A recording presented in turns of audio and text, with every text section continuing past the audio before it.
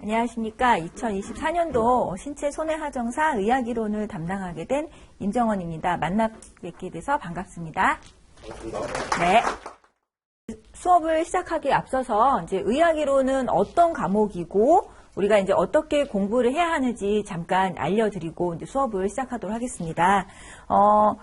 이 이제 의학이론이라는 이제 제목을 보면 이 과목의 성격을 알 수가 있습니다. 우리가 신체 손해하정사 과목은 2차는 총 4가지가 있죠.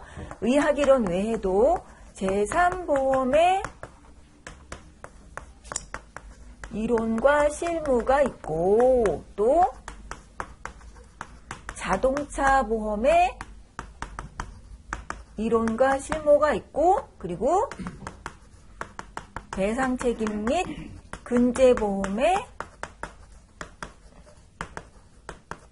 이론과 실무라는 과목, 이렇게 해서 4개의 과목이 있는데 이 의학이론이라는 과목과 이 과목의 차이는 이 3개의 과목은 어때요?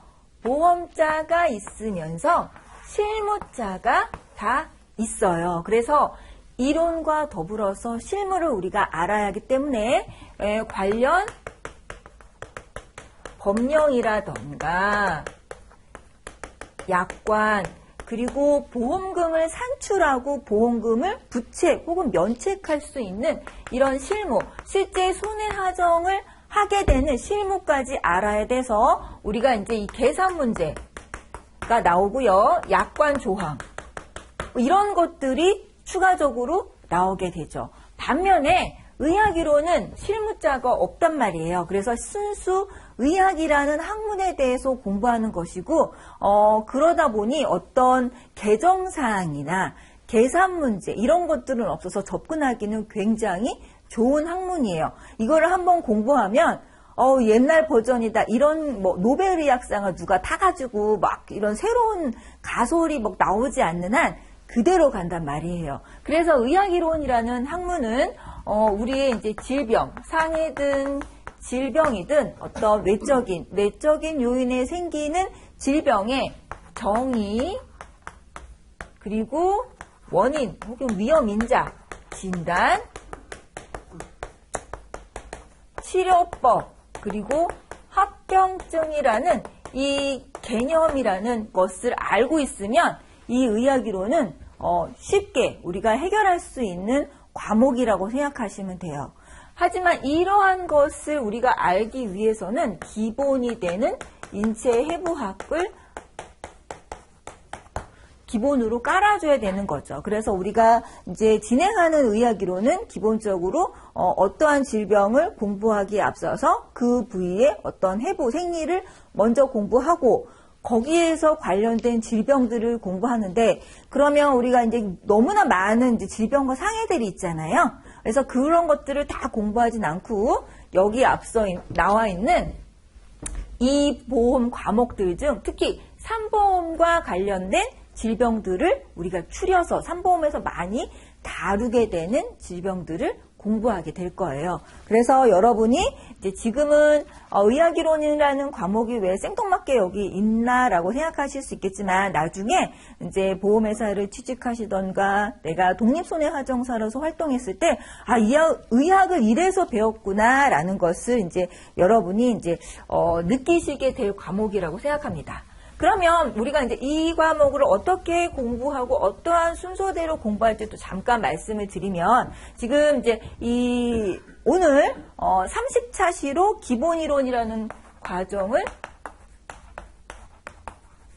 진행을 할 겁니다. 이제 책이 절대 이제 얇지 않아요. 두껍고 내용도 굉장히 많고 무엇보다도 말이 어려워서 가독성이 떨어진단 말이에요. 그래서 지금 이 시간은 개념을 이해하는 시간으로 가지셔야 돼요. 내가 막 지금 이거 다 외워가지고 막 깜지 지금부터 하고 그러실 필요 절대 없고요. 내가 이 책의 내용이 무슨 말인지를 해독하시면 가능합니다. 근데 이제 그 해독이 굉장히 어렵고 그러면 이 개념을 이해하려면 여러분이 오늘 제가 숙제를 내드릴 거예요. 그 숙제를 먼저 좀 하시면 수월하게 이해를 하실 텐데 우리가 이제 그 학원 홈페이지 보면, 인문 기초 특강이라고 제가 이제 초자목, 제목이 기억이 잘 안 나는데, 인문 특강이라고 저희가 과목별로 그 과목을 이해하기에 앞서서 필요한 필수 지식을 저희가 이제 찍어서 올린 게 있는데, 여기에 보면 주요 해부학 용어라던가 관절의 운동 범위, 이 책을 이해할 때 많이 이제 나오는 용어들에 대한 해설을 담은 특강이에요. 원래는 제가 이거를 기본 이론 시간 했는데, 그러면 너무 이제 시간이 이 30찰씨를 모자라서 이거를 좀 먼저 들으시고 제가 다음 주에 그걸 들었나 한번 테스트를 해볼 예정이에요. 그래서 오늘 숙제 하나 드렸어요. 그래서 이 기본 개념을 이해하시면 우리가 3월 달에 핵심 암기라는 과정을 갖게 됩니다. 그래서 이제 다른 학원은 이때 막 심화하고 이러는데 사실은 이거를 제대로 했는지 우리가 점검하고 정리하는 과정을 가져야 돼요. 그래서 이 개념의 어떤 용어 정리를 한다던가 우리가 이 많은 방대한 내용을 마인드맵 방식으로 이제 정리하는 시간을 가질 건데요. 이 합격생들의 수기를 보면 이 시간이 너무 좋았다라고 하는 학생들이 굉장히 많으세요. 우리가 배웠던 기본 이론을 목차와 제목과 이 내용을 딱딱딱딱 순서대로 적으면서 그 내용들을 여러분이 한 번씩 써갈 거예요. 그래서 그 과정은 이 기본 이론을 정리하는 시간이 되고 5월 달에 1차 시험을 보셔서 1차 시험에 합격하신 분들은 여기 오셔서 그때 정리노트라는 저희가 이제 부교재가 있습니다. 정리노트에는 그간의 기출에서 나왔던 문제들, 그리고 우리가 이제 삼보험과 연기에 대해서 나올 만한 문제들, 그리고 기본 이론을 바탕으로 한 심화 과정들을 모아서 이제 시험에 나올 법한 것들만 우리가 정리를 한 거예요. 그래서 이 정리노트를 가지고 집중 수업을 한 18차시 정도 할 예정인데, 이걸 한 다음에 모의고사와 마지막 파이널 립이라고 해가지고요. 우리가 배웠던 거를 한 3시간 정도 압축하는 이 커리큘럼대로 진행을 하실 거예요. 그래서 내가 어떻게 공부를 해야 할까 방향성을 잡지 마시고요.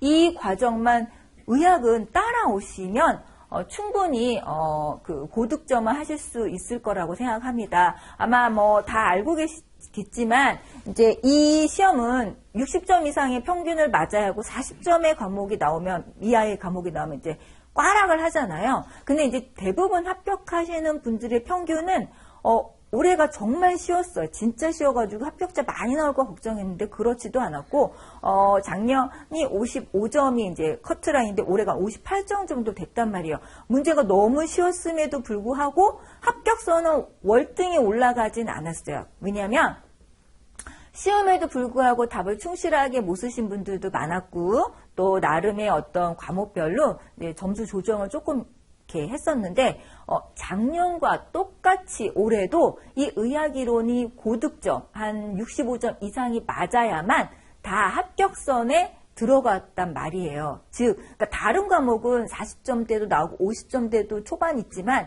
이 58점이라는 커트라인을 맞추려면 어느 한 과목이 점수가 월등해야 되잖아요. 그게 의학이론이고요. 정말 이렇게 이 기본에 충실해서 학원의 커리큘럼을 따라오신 분들은 제가 물어보면 70점대, 80점대도 굉장히 많으셨단 말이에요. 그래서 오늘부터 30차시를 할 건데 이 기간 30차시 정도 할 건데요. 이 기간은 너무 욕심내지 마시고요. 수업에 집중하시고 예습은 필요 없습니다. 집에 가셔서 이렇게 우리가 한 강의를 온라인으로 한 번만 더 들으세요. 그러니까 왜냐하면 이 휘발성이 굉장히 강하기 때문에 까먹는단 말이에요. 그래서 온라인으로 들으시고 또 올해는 제가 숙제를 또 드릴 거예요.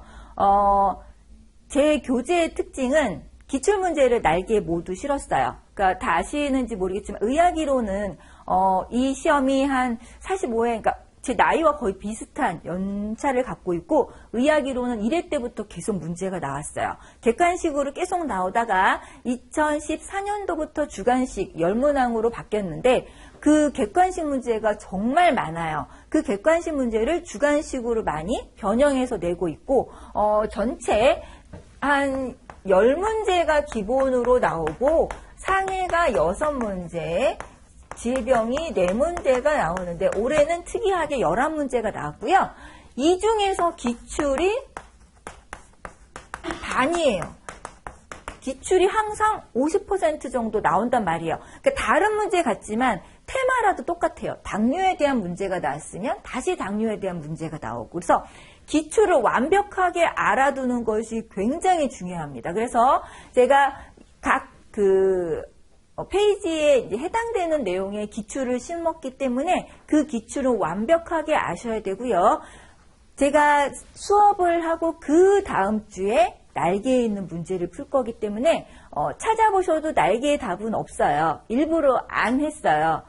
날개 답 어디 있냐고 물어보지 마시고 그 날개의 답을 알고 싶으면 집에서 문제를 풀어오시고 그 다음 주에 제가 봐서 여러분이 졸리실 것 같으면 그때 문제를 풀도록 하겠습니다. 좋은 생각이죠?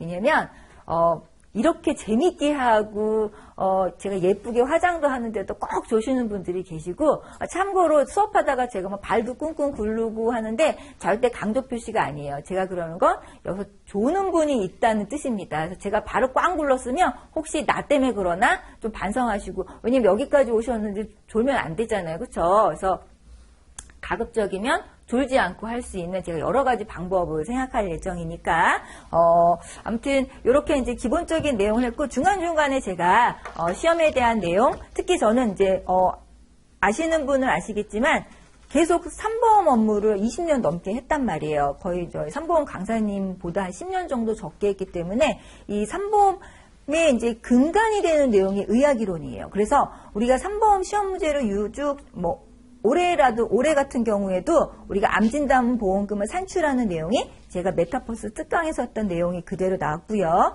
작년 같은 경우에는 우리가 이제 암이 아닌데 암으로 주는 질병 코드들이 있어요. 그것도 제가 마지막 이 파이널 리뷰나 모의고사 때 했던 문제들이 나왔고 우리가 차트 판독을 작년에 이제 많이 했단 말이죠. 사실 우리가 작년 같은 경우에는 이 차트, 즉 의학용에 대한 문제가 굉장히 많이 나왔단 말이에요. 근데 사실 그거는 실무의 내용이에요. 근데 아까 말씀드렸지만 이 과목은 이론이죠. 그래서 작년의 시험 스타일은 사실은 3범의 이제 스타일인데 약간 이제 문제의 어떤 시험의 패턴을 조금씩 바꿔보고자 하는 차원에서 내신 걸로 저는 생각을 하고 있어요.